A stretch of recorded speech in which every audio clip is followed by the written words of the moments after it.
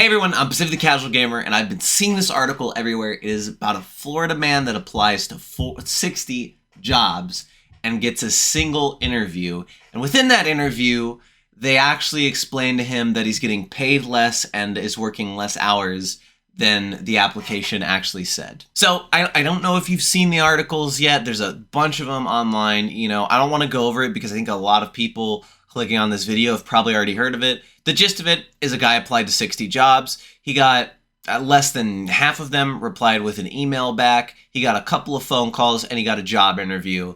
And they were all entry-level jobs. And in his town, they were all businesses that were complaining about a labor shortage. Workers don't want to work. Oh my God, we can't fill our spots. And it's like, well, you're complaining, but you're clearly not doing enough to hire people that are qualified. And I just want to share my experience with working, around this kind of stuff, sending in applications, because I do freelance work and I've, applied to jobs in my town.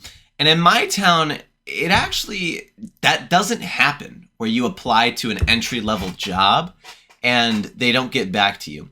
Every entry-level job that I have applied to, I've gotten a response back, except for Home Depot, right?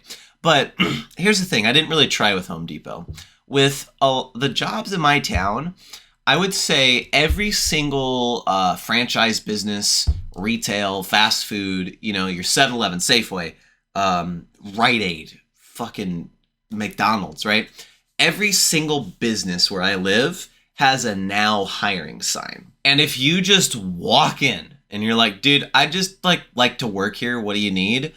You can get away with getting hired. I think I got hired at Walmart. I walked in and the next day was my first day. One time I worked at Applebee's. I got, I was fresh out of high school and they were just like, hey, you don't have serving experience, but we always need hosts. Here you go. That was a trash job. There's a reason they always needed hosts. I worked at a facility taking care of old people with dementia.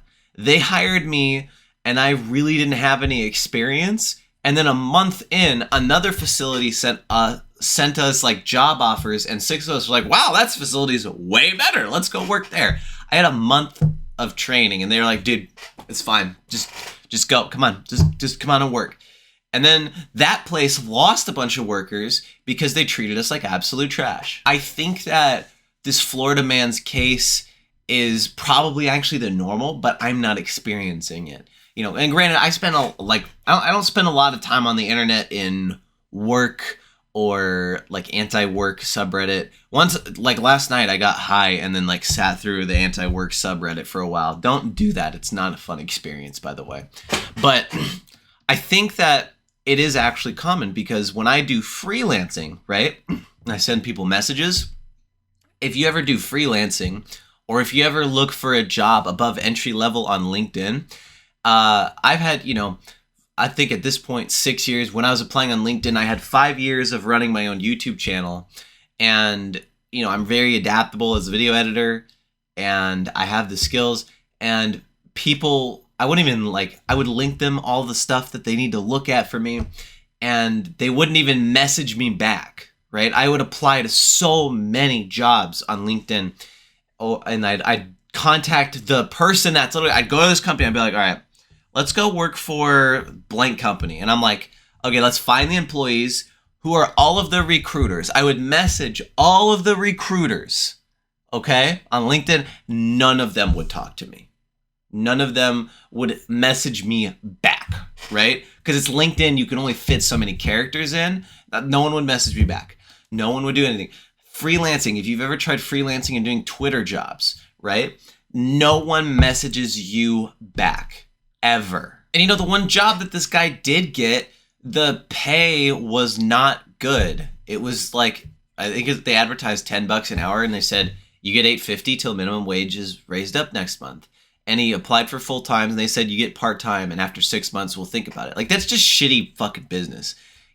That's why, if you go into towns and stuff where they adjust the hours, I see it in my town actually.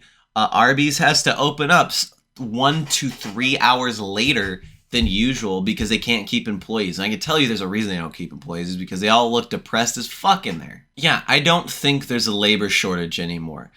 Basically, I've been kind of keeping up with unemployment stats, and from what I've read, in between 2 to 4 million Americans quit their jobs every month, right? And that doesn't mean that 2 to 4 million Americans go unemployed, right? Quitting their jobs is a very broad term. It means they could have switched jobs. Maybe one of the other people got a raise, so, whatever. Maybe their freelancing took off, It's more like 2 to 4 million people change their work status every year to either a different job or unemployed. But if you think about that, what is 2 million times 12? Because there's 12 months in a year. That's 24 million. Okay, if you go to 4 million, that's 48 million.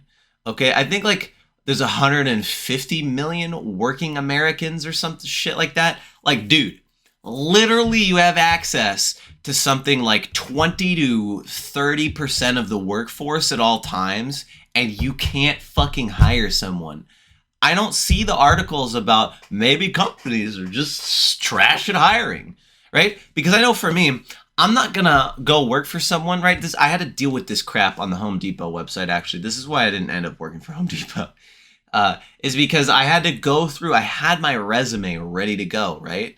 I could have just sent them. They said, have a resume ready.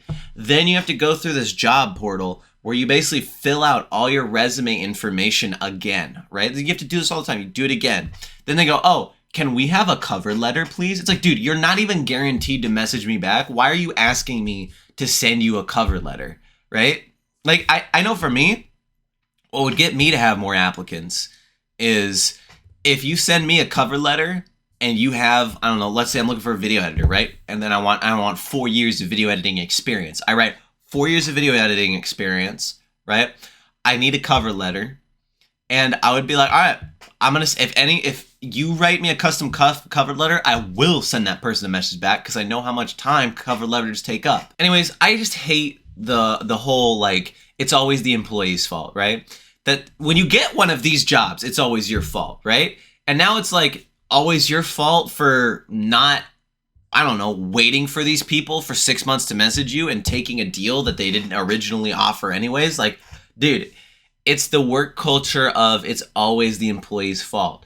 It just sucks because it's not. It is not our fault. If I don't apply to your job, it's all of a sudden my fault that, I'm lazy and I don't want to work at 7-Eleven because the hiring manager's an idiot and doesn't want to message me back, Or they told me I'd make $10 an hour and I'm actually getting $8.50, What do you expect if you actually don't want to care about the employee, right? It's just so obvious now.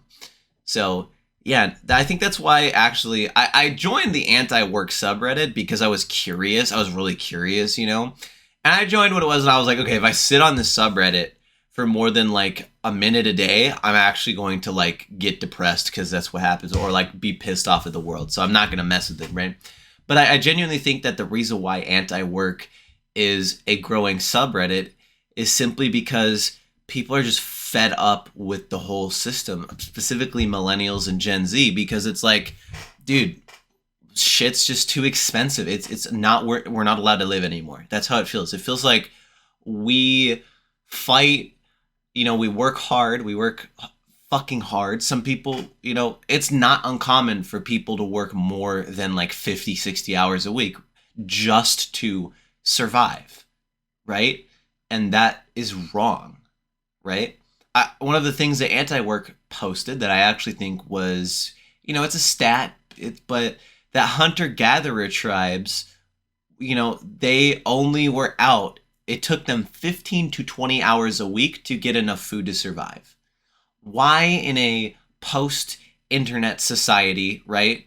In this current society, just think about it. Why then, as a species that was evolved to work for 15 to 20 hours a week, why is it if you're working less than 40, you're lazy? If you're working more than 40, you're a competent employee. Oh, you're 60 hours a week? You're just competent. I don't get it. So, anyways, that's my rant for today. Let me know what you think in the comments below. And subscribe for more videos of me complaining about the world through my own perspective. I'm Jared. I'll see you later.